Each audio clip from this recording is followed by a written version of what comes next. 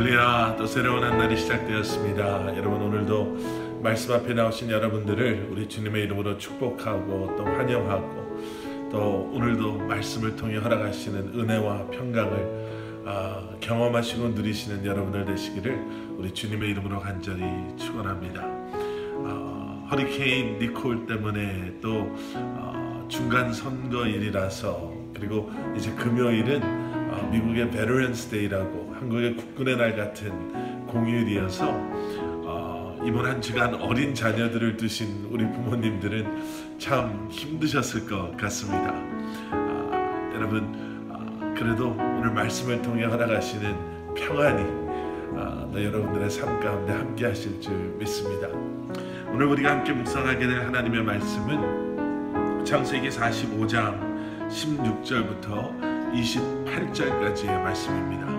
창세기 45장 16절부터 28절까지 말씀, 우리 함께 말씀 보시고 또 함께 말씀 나누도록 하겠습니다.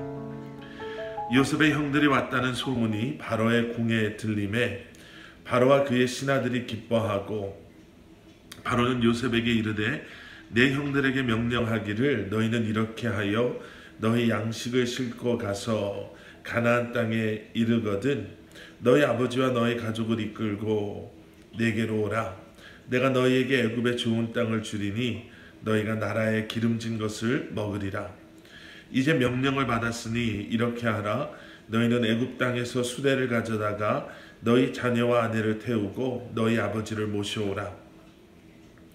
또 너희의 기구를 아끼지 말라. 온 애굽 땅에 좋은 것이 너희 것임이니라.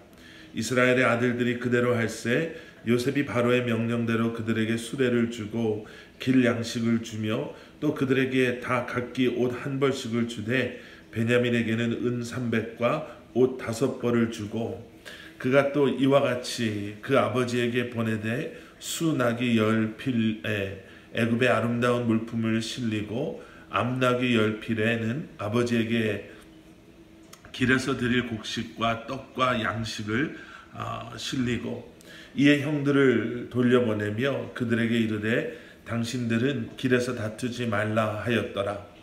그들이 애굽에서 올라와 가나안 땅으로 들어가서 아버지 야곱에게 이르러 알리어 이르되 요셉이 지금까지 살아있어 애굽 땅 총리가 되었더이다. 야곱이 그들의 말을 믿지 못하여 어리둥절하더니 그들이 또 요셉이 자기들에게 부탁한 모든 말로 그에게 말하매, 그들의 아버지 야곱은 요셉이 자기를 태우려고 보낸 수레를 보고서야 기운이 소생한지라. 이스라엘이 이르되 조카도다. 내 아들 요셉이 지금까지 살아있으니 내가 죽기 전에 가서 그를 보리라 하니라. 아멘. 아멘.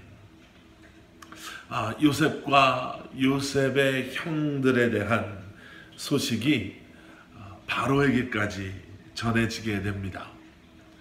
그리고 바로 왕은 오늘 본문 말씀을 통해 보시는 것처럼 그 소식을 듣고 바로와 그의 신하들이 요셉과 함께 기뻐합니다. 요셉의 형들에게 명령을 내리죠. 양식을 풍족하게 가지고 가나안 땅으로 돌아가서 그곳에서 가나안 땅에 남아있는 아버지 야곱과 다른 가족들을 다 데리고 애굽으로 다시 돌아오라. 그렇게 말합니다. 그리고 애굽에서 가장 좋은 땅을 그들에게 줄 테니 다른 걱정하지 말고 속히 애굽으로 돌아오라라는 것입니다. 오늘 이 말씀을 보면서요, 저는 두 가지를 생각해 보았습니다. 첫 번째는 요셉이라는 사람이 과연 어떠한 삶을 살았길래 요셉의 기쁨을 애굽의 왕 바로와 신하들이 함께 기뻐할 수 있었을까라는 거죠. 여러분 생각해 보십시오. 지금 요셉이라는 사람은 바로 왕 다음으로 애굽에서 두 번째로 가장 큰 힘을 가진 권력자였습니다. 요셉은 애굽 사람도 아니었죠. 히브리 사람이었습니다. 그런데 지금 요셉의 과거의 그러한 일들 속에 드러나게 되는 요셉의 가족사, 요셉의 가족들에 대한 소식을 듣고 바로 왕은 함께, 또 바로의 신하들이 함께 기뻐해 주고 있는 것이죠.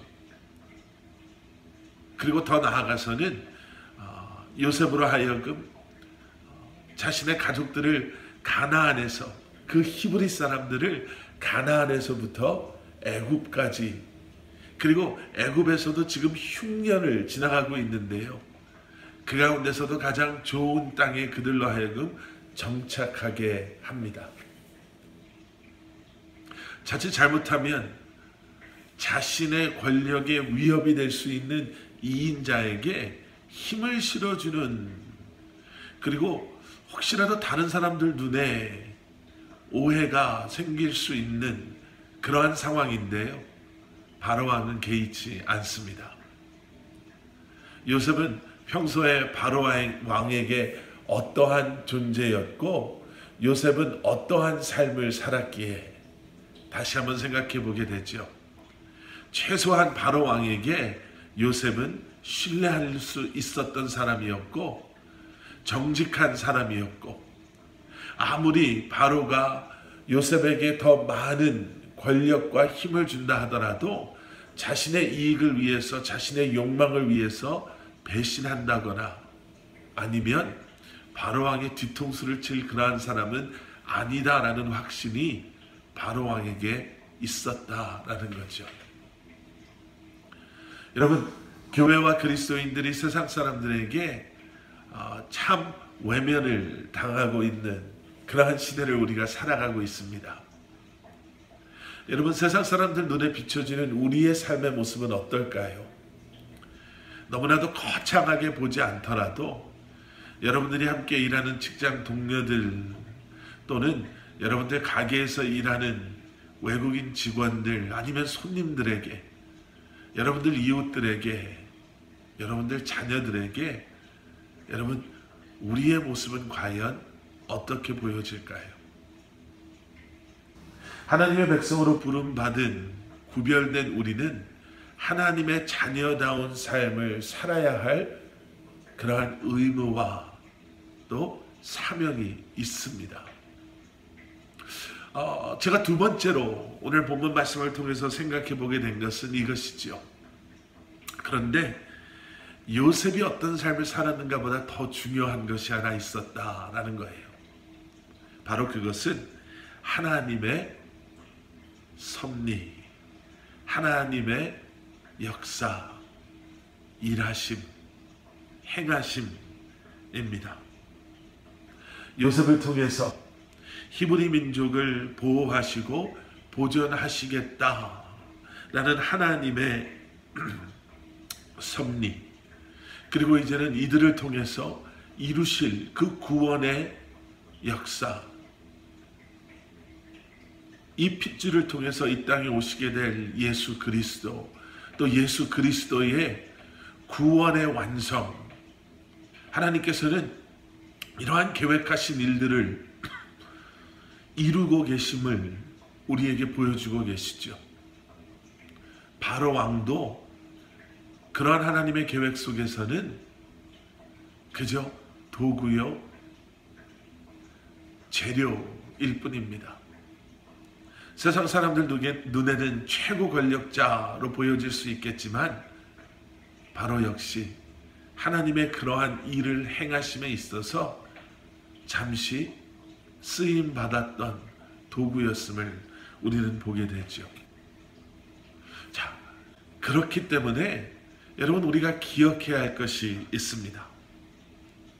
하나님의 섭리, 하나님의 계획하심, 하나님의 일하심, 행하심은 여러분 끊임없이 지금도 이루어져 가고 있고 완성되어져 가고 있습니다.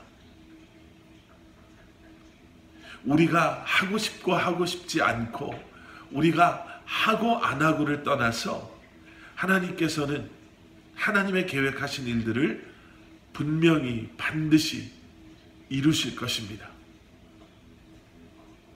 여러분, 그렇다고 해서 우리가 손 놓고 그러면 우리는 아무것도 안 해도 되겠네, 라는 생각은 너무나도 어리석은 성숙하지 못한 그러한 생각입니다. 지혜와 믿음으로 우리가 기억해야 될 것은 그러한 하나님의 행하심 가운데 우리에게 허락하시고 맡겨주신 그러한 소명과 또 사명을 우리는 순종하는 믿음으로 매일매일 주님 앞에 드려진 삶을 살아갈 때 여러분, 우리는 진정한 만족과 기쁨을 경험하며 주님과 동행하며 주님의 그러한 계획하신 일들에 동참하며 택함받은 하나님의 백성들로 이 한날도 살아갈 수 있는 줄 믿습니다. 지혜를 구하시고 순종과 믿음을 구하시며 오늘도 주님 앞에 온전히 드려진 그러한 삶을 살아가시는 저와 여러분들 되시기를 우리 주님의 이름으로 간절히 축원합니다. 함께 기도하시겠습니다. 사랑의 아버지 하나님, 주님 감사합니다. 오늘도 말씀과 함께 새로운 한 날을 시작할 때에 다시 한번 주신 말씀을 붙잡고 허락하신 은혜 가운데 순종하는 믿음과 지혜로 주님과 함께 동행하며 우리에게 맡겨주신 귀한 일들을 감당하며 살아가는 저희들 되게 하여 주시옵소서. 세상 사람들 눈에는 다시 한번 구별된 하나님의 백성들로서 그들을 격려하고 그들에게 복음을 전하는 우리의 삶이 되게 하여 주시고 주님 앞에서는 순종하는 믿음으로 주님을 예배하며 찬양하며 주님의 이름을 높여드리며 이 한날을 살아가는 저희들 되게 하여 주시옵소서. 예수 그리스도 이름 받들어 간절히 기도드렸사옵나이다.